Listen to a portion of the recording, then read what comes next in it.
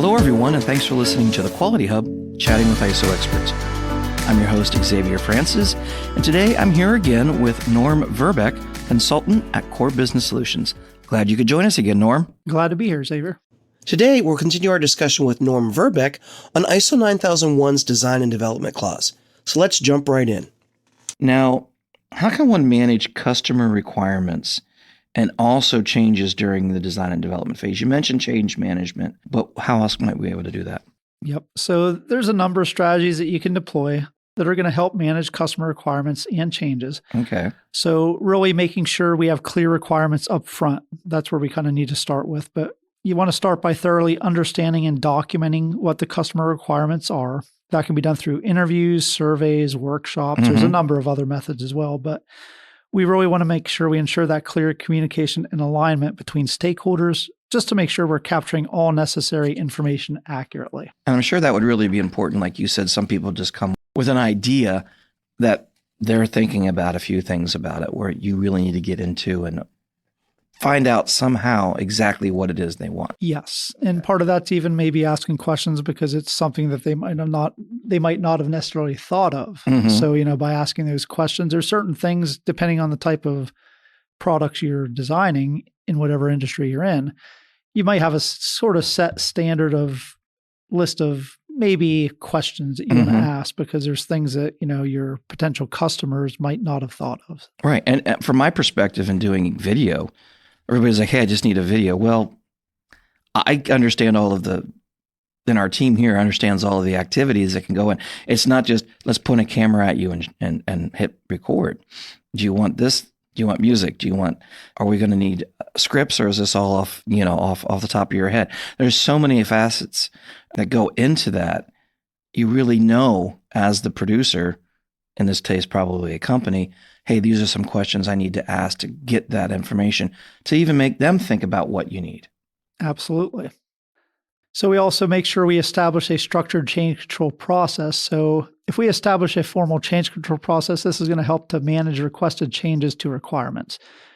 We want to define roles and responsibilities for evaluating, approving, and implementing changes. And this also includes criteria for assessing impacts on scope, schedule, cost, and quality. Absolutely. If there's a change that can really mess up your schedule. Absolutely. And that can really mess up the cost and the scope of the project. I can totally see how all of that. And this could be really important with timelines. If a company is kind of trying to be the first to market for something that they're designing, those timelines, if they know, competitors are kind of close behind, that can definitely have an impact. Absolutely. So you also want to conduct impact assessments. So this is evaluating implications on project objectives, resources, timelines, deliverables, when changes are requested. We want to consider factors such as feasibility, risks, dependencies, and even stakeholder priorities. Okay. Prioritization's a consideration. So we want to prioritize change requests based on their importance, urgency, impact on project goals, in alignment with customer needs. If we collaborate with stakeholders, that'll help determine which changes are essential and feasible within the project constraints. That really could make a difference when you need to make something a priority if it's going to affect performance. And those are, if the blue color of the shoe is just slightly off and it's not a branded shoe or something like that, and it's really difficult to make that change, maybe we deal that with another batch or something like that? Yep. Okay.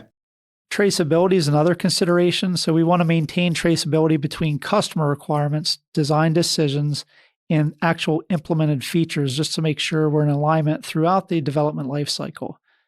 Use traceability matrices. That could be a potential tool that's used. But there could be a number of tools that we're primarily looking to track the relationship between what the requirements are, design artifacts, maybe test cases, and ultimately the deliverables. What's a design artifact? So design artifacts could be just kind of the actual testing.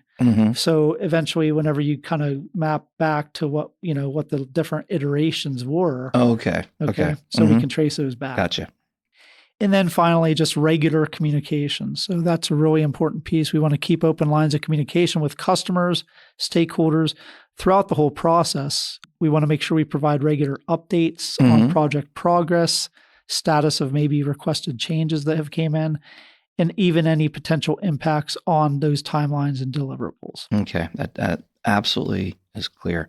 You were saying timeline. So I'm assuming in this planning, you probably should have certain steps within the process of when you're reaching out to that customer and to get approval, if you will, or, hey, here's what we have in mind.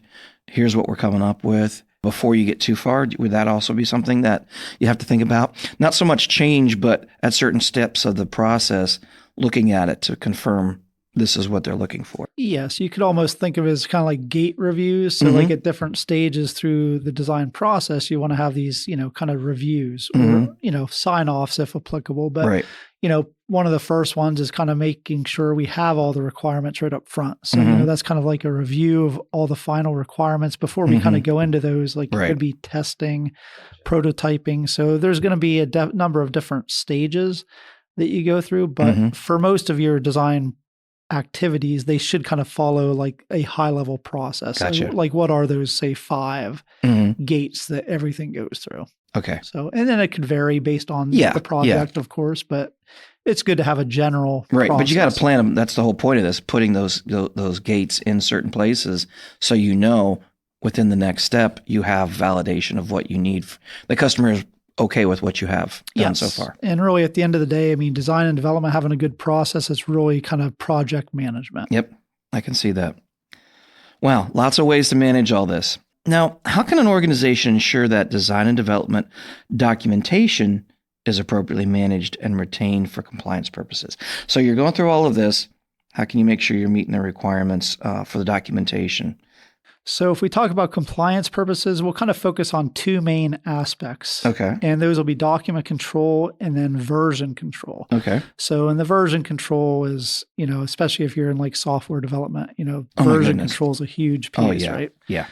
So document control, we're looking to implement procedures to manage documents and records that are related to design specs, requirements, prototypes, test plans, and even, just it could be a wide variety of other relevant documentation just to ensure accuracy, version control, and that traceability aspect. And that's one of the tools I mentioned earlier is within Core, we kind of manage that with our Autoform, the design plan and schedule. Helps you follow all of that. Yes. The other piece we kind of mentioned was version control. So utilizing version control systems to manage changes to source code, design files, other artifacts. And this really just enables collaboration, make sure you're able to track revisions. Yeah. And it even helps facilitate rollbacks when necessary. So, if you're going, there might be unintended things that, happen that you didn't intend to. You're writing so this and it affects back. over there. So we have to roll back and start again. Yep. Totally understand that. So what are some key aspects for transferring design and development outputs to production and service provisions? So now we've kind of designed it. How do we actually get it into production? Yes. And there are a number of key aspects that you need to consider when we're transferring those outputs to production or even when you're delivering services. Okay. So starting out, we want to have clear, concise documentation. So we want to provide comprehensive documentation on specs, assembly, or delivery. Okay. And this is primarily for manufacturing processes, but this, what are the quality standards and any other relevant information that is really important to make sure that we're being consistent. Okay. Conducting a manufacturability assessment. This is evaluating manufacturability of the design to identify any potential challenges or limitations that you might run into in the production process. So we want to work closely with, any engineers or production employees to address any issues or to optimize production efficiency and even minimize costs. I could see where really having things done in a sequential way, but you might not realize, well, if you make this and then add this, putting the two together is more difficult than if we do this and then this. Absolutely. So there might be a change there in order, and that would save time and efficiency. Yep. And that's where, really going from, what we have on paper or in our minds to actually what's going to be feasible out in production. Right. So we want to supplier and vendor coordination is another area to consider, but we want to collaborate with suppliers and vendors just to ensure timely procurement of materials, components, and resources that are going to be required for production. Establish clear communication channels and quality standards to maintain consistency and reliability within the supply chain. That's a big one, because if you don't have that raw material or pieces that you need, you can't do anything when it comes to that. So make sure we all know when things are coming in and when we can start making things. Definitely. And another key aspect is tooling and equipment setup. So we want to coordinate the setup of manufacturing tools, equipment, and facilities that are going to be required to produce the design products or deliver the design services. We want to ensure all necessary infrastructure is properly configured up front to support those production activities are going to have to go on. So, well, and that even with the vendor coordination, you have to do that. So let's say you're making more than one product on a line, switching back and forth isn't easy. That's why you got to make sure your tooling and equipment's ready to do this versus this. Absolutely. Another key aspect is quality control and assurance. So we want to implement quality control and assurance processes that are going to help to monitor and verify the quality of the products or services throughout the production and service provision. Establishing inspection criteria, testing procedures, quality checkpoints. That's all going to help ensure compliance with specifications and standards. Yeah, and make sure your quality is up there. Yep. And then even training and skill development. So that's another key aspect. We want to provide training and skills just to make sure we have the opportunities for production teams to ensure they are proficient in operating the equipment they're going to need to use, following procedures, maintaining quality standards, those particular designs. Mm-hmm. I could see how that would make a big difference if you have, especially from a manufacturing or even from a service standpoint. You may have training that you need to do. You're the person that figured out how to design it, but you now have to train people and do it. Maybe they have to take some classes. Maybe they have to learn how to use a tool a certain way that's new to them. Yep. Because initially, when you're doing the initial prototypes, those are usually under, very controlled conditions. Mm-hmm. So, it's going to be, it's kind of the scalability piece. Yeah. Whenever you get out to actual, full production, it might be a little bit different. Yeah. So. Yeah. And the final aspect's really just risk management and contingency planning. So we want to identify potential risks and uncertainties that might be associated with any, products or services that you're going to be delivering. But this could be, like we mentioned, supply chain disruptions, maybe equipment failures, or even quality issues. Yep. Yeah.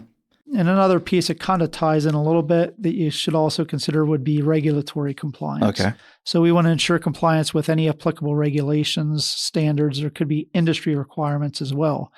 And that primarily will govern production and delivery of your products or services. Mm-hmm. And it's important to stay informed about those updates. So they do change from time to time. So regulations, they're always changing, but we want to make sure we stay abreast of those changes. And, absolutely. They might impact some of the production processes or even the quality standards that you've set up. Mm-hmm. Lots of ways to make sure the transition from design to production is as seamless as possible. But man, there's a whole lot there. There's a lot to consider for sure. Now, you sort of touched on it a little bit with software, but how can you apply these concepts to service or a tech company? So it's pretty clean cut with, manufacturing companies. So it can be challenging for service and technology companies, but clear application is often, like we mentioned, for manufacturing companies. But for service companies, applying service design principles to map out the end-to-end customer journey. Okay. Identifying touch points where technology can enhance the delivery of services. All right. We want to design seamless experiences that help prioritize convenience, accessibility, and personalization for our customers. Yeah, because service, you definitely want that customer to feel like they're being taken care of. Absolutely. For technology companies, prioritize understanding needs, behaviors, preferences of users to inform, the design of services and technology products that you're developing. Right. Conduct user research, personal development, usability testing. That's all going to help ensure that solutions are intuitive, efficient, and enjoyable to use. Yeah. So that's the other piece is, you can design something, but if users aren't going to use it, then... Right. So for service and tech, you're looking at more on the deliverable end. Not that you aren't from a manufacturing, but you might be manufacturing something that's part of something else. Yes. From a service, your service or tech, you're pretty much going to be going right to the direct user. Yes. The final user. Yep. So you have to think about how their needs are met. Yes. And testing is a little different. So you're not testing a physical product, but if you're developing software, then you're going to be testing, how are people using it? Right. Are they functioning as intended based on what you've developed? So. Right. Great ideas. Now, big deal with ISO. I know we make it a huge deal here at Core as well with all of our customers. What about continual improvement? So with your designs, again, you're kind of prototyping things. So it's going to be, you're, especially at the beginning, usually there's going to be changes more frequently towards the beginning of some of the things you might be designing and developing, but conducting peer reviews, quality assurance reviews, even code reviews, they're all activities that are going to help identify defects, inconsistencies, or even opportunities for improvement early in the design and development process.